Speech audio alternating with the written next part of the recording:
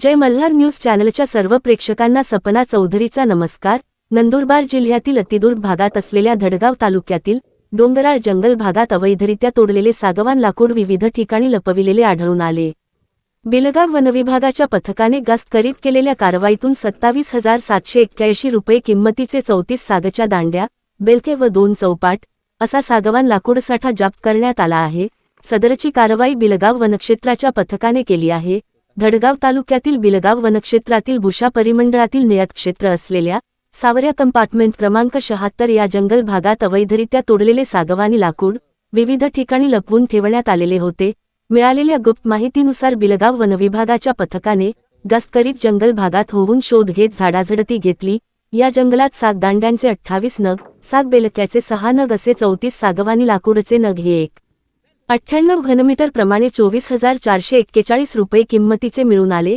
तसेच साग चौपाटीचे 2 नग असे 0.25 घनमीटर असलेले 3,340 रुपये किंमतीचे असा एकूण 27,781 रुपये किंमतीचा लाकूड साठा मिळून आला आहे। वन विभागाच्या पथकाने सदरचा मुद्देमाल जप्त करून 3 किलोमीटरपर्यंत पायपीट करीत डोक्यावर रस्त्यापर्यंत आणून शासकीय वाहनाने धडगाव टिंबर डेपोत जमा केला आहे। याबाबत भुशाचे वनपाल यांनी फिर्याद दिली आहे। त्यानुसार अज्ञात इसमाविरुद्ध भारतीय वन अधिनियम 1927 चे कलम 26(1)(e) फ प्रमाणे गुन्हा दाखल करण्यात आला आहे। तपास भुशाचे वनपाल भरतसिंग परदेशी करीत आहेत।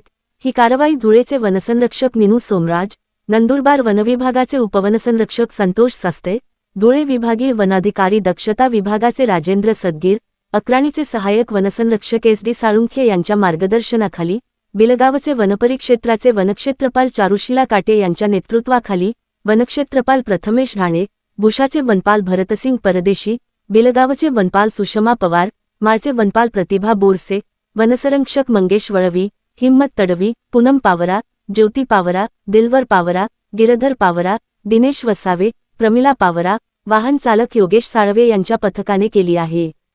सपना चौधरी, जय मल्हार न्यूज, नंदुरबार।